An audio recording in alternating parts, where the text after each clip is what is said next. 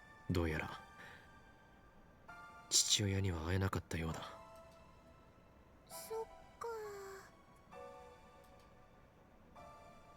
A gloomy silence falls. I can see the sadness on everyone's face.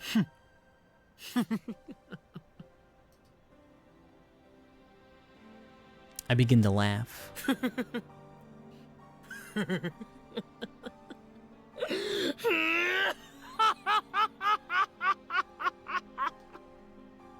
岡部さん、どうしたんですか？大丈夫ですか？走りすぎで脳に酸素が届いてないんじゃない？オカリン、決めっす。いや、お前たちがしょんぼりしているのが傑作でな。どいつもこいつも何をしょぼくれている。こんな時のために俺たちにはあれがあるではないか。 I thrust my fingers at the curtain to the development room. D メールを使うの？でもさ、この時間じゃ電話レンジの放電現象は起きなくね？起きないのならば明日送ればいい話だ。 D-mails leap through time. It matters not when we send it, but when it's received. 誰になんて送るの？今日の昼間の俺自身へ。内容は I smile triumphantly. クリスティーナの脅迫に屈せず意地でもバイト選手を尾行せよ。 If I do that, there's no way I can fail. And then we can have Suzuha as a test subject. I suddenly hear the sound of rain. I look outside the window and see the rain has started to fall. As Daru predicted, the discharge phenomenon does not occur. It looks like we'll have to wait until tomorrow. The rain grows stronger over time, eventually becoming a thunderstorm.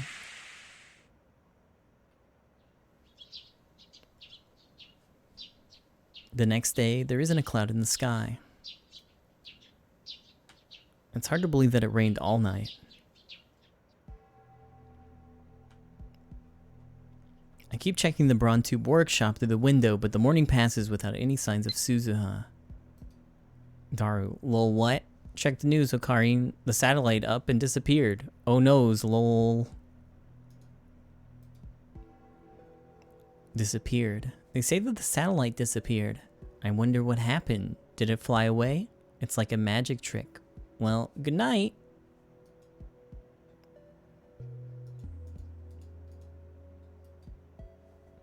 She's probably long gone from Akiba by now. She doesn't know who she's dealing with. She's but a pawn in my game, destined to fight for me at Ragnarok. At the stroke of noon, I activate the phone wave, name subject to change. The destination is my phone, yesterday around 4 p.m. The discharge phenomenon occurs as normal. The floor shakes violently. Squinting against the glare, I send the mail.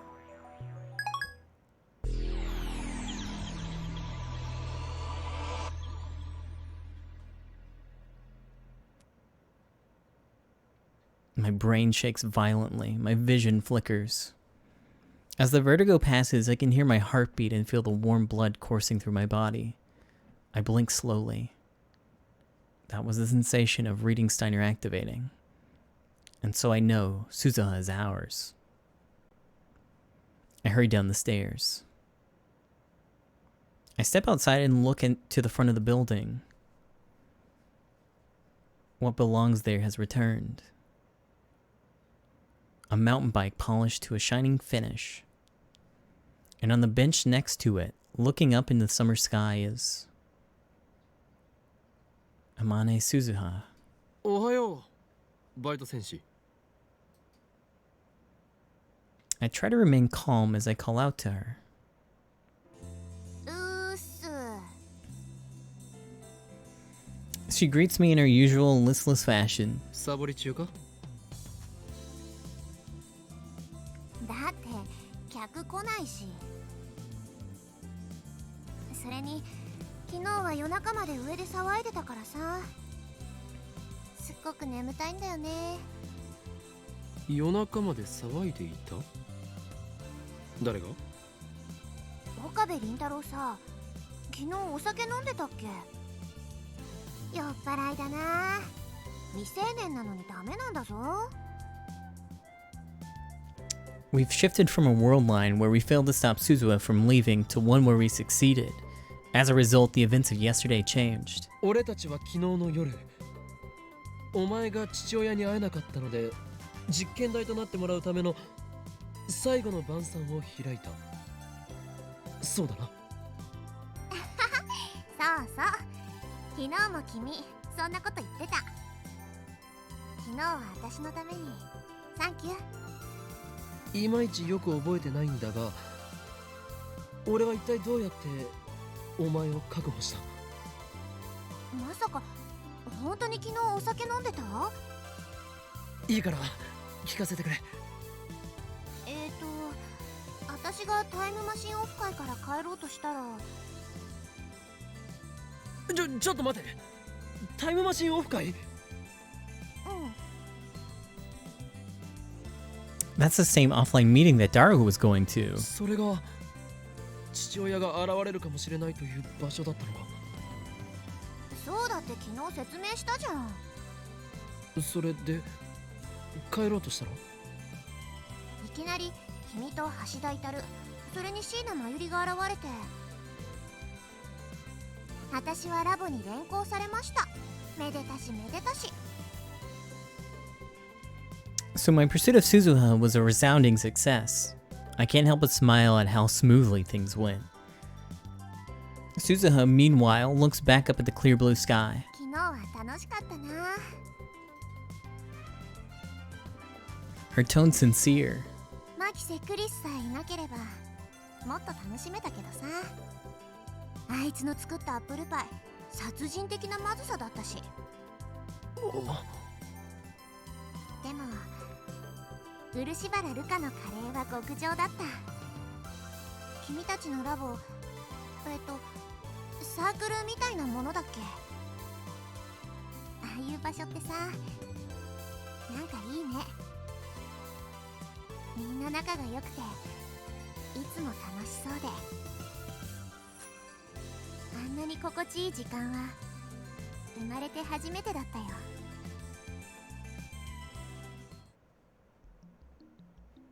It sounds like Suzuha had a pretty dark childhood. Maybe she was bullied in school. Could that be related to her father's disappearance? バイト戦士よ、約束通りお前には実験台になってもらうぞ。でもさ、この前も言ったけど、私父さんのメールアドレス知らないんだってば。ならば実験はいずれ分かった時まで延期だ。ちなみに実験に用いる電話レンジカッコ仮は我がラボの最高機密事項のため外部に情報を漏らされないようお前にはラボ面になってもらう。ラボ面？ラボラトリーメンバーの略だ。このラボ面ナンバーを与えられた人間はすなわちラボの仲間となる。いいの？いやでもなってもらうぞ。お前は今日からラボ面ナンバー008だ。Suzuha lowers her head, no doubt awed by my proclamation. I hear what sounds like a sniffle. Then she looks up, revealing a smile. しょうがないからさ、実験台になってあげるよ。まだ帰ったりしないよな。もうちょっとだけ頑張って父さんを捜索してみる。お前は今日からラボ面なのだ。何かあれば俺たちも手伝おう。ちなみに父親についての手がかりのようなものはないのか？ Suzuha hesitates a little. Then she stands up and turns to me. Her expression is grave. 私の父さんはタイターって名乗っている。タイターってあのタイターか。知ってんの？もしかしたら今は違うコードネームを使ってるかもしれないんだけど。I don't just know about him. He's been active on At Channel for the past several weeks. I open the At Channel thread on my phone and show it to Suzuha. 見ろ、ジョン・タイターという人物が書き込みをしているだろ。Suzuha stares at the screen. これで謎は解けた。お前の父親はアットチャンネルにいる。Oh, he's stuck in the internet. Heck. 本当だ。っておい、なんだその淡白なリアクションは。いや、この人じゃないよ。なぜわかる？お前が今父親はタイターと名乗っていると言ったのだぞ。私にはわかるの。とにかくこのタイターは父さんじゃない。That's a strange way to put it. It's almost like she knows who's behind John Titor. As if to answer my suspicion, Suzuha continues. ジョンじゃないんだよ。私の父さんが使っていた名前はバレル・タイターって言うんだ。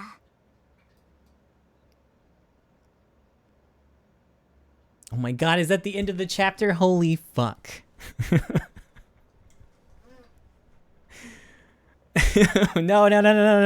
No. Stop. Save. Oh my god. That was almost 6 hours of chapter 4. Oh.